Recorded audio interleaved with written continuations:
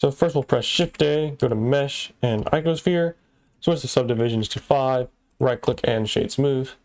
Go to our camera view, select our camera, switch the focal length to a 102, so we get a nice view of the mesh.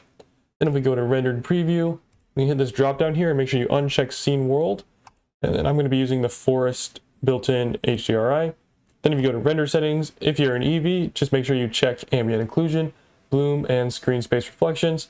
And then you'll have your setup looking exactly like mine. And then you can change the look to medium high contrast, and then you're chilling. Then you go over here to Shading. You can set up your workspace however you want, but make sure you have the 3D viewport and your node editor right here. So just go to your Rendered Preview or Material Preview, whichever. Then uncheck Scene World, and you'll have the same setup. Then go ahead and press New. We're going to call this LED. Then we'll press Shift A and search for a noise texture. And to do that, you just press Shift A and use the search bar right here and type in noise. Then with this selected, press Control T. And if this doesn't happen when you do that, make sure you go to Edit Preferences and Add-ons, search for the Node Wrangler add-on, and make sure you check that, and then you'll have all the shortcuts built in that I'll be telling you how to use. Then you can use this object right here and put it into the vector of the mapping. Then you can Control, Shift, and left click this noise texture to get a preview of what it's looking like in our viewport. Anyways, on the scale for here, we're going to be switching this to a 200. The detail, we're going to be switching to a 10. And the roughness to a 0.6. Like that. Then we're going to grab these guys and move them over here. Then we're going to press Shift A and search for a color ramp again, like this. And then with these values, we're simply going to take this black and put it at a 0.25 on the position right here. And the white we'll put it at a 0.75 just to give us some more contrast. Next, we're going to be adding in the colors for our LED. So we'll hit Shift A and search up another color ramp. And we're going to put the color from the previous color ramp into this color. Then for the value on this first one, go ahead and go to the black.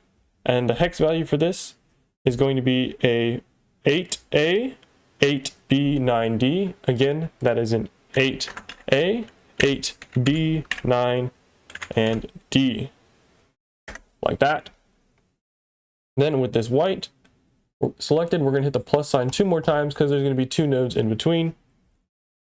This one's going to be pretty close all the way over here. We're going to put it at a 0.1 actually. Then for the hex value on it, we're going to be switching that to a 656, 677.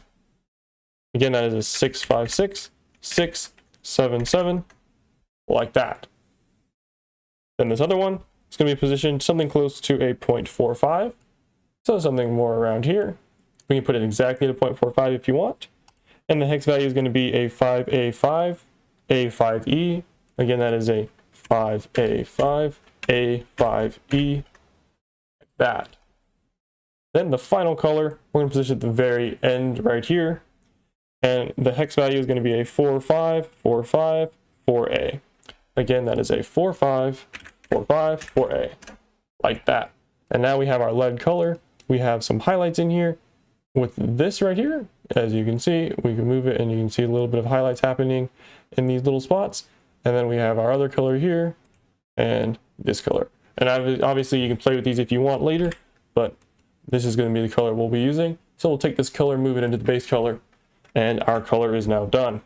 Now we just have to factor in the little bits of iron metallicness and the roughness and a little bit of bump.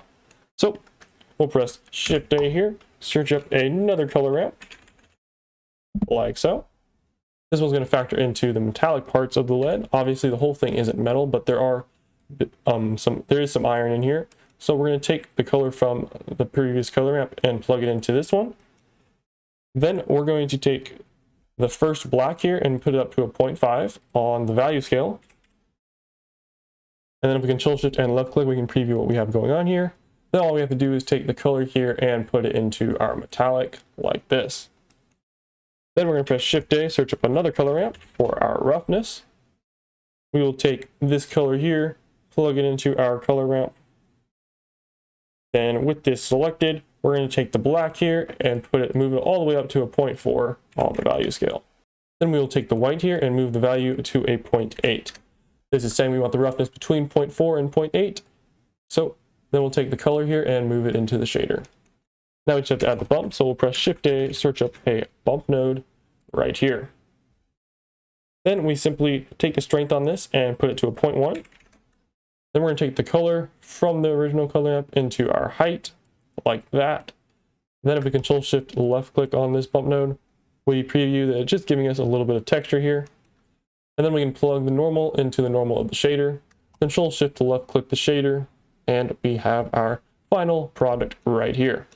And this is our lead. We can put this on our pencils. We can put this on, we can use it as eraser rubbing, stuff like that, as a mask, things like that. And yeah, the material is done. Hopefully you enjoyed. And if you have any more materials you need help making, drop them in the comments below, or go check out my channel. I might already have them there. I'll see you in the next one. Ciao.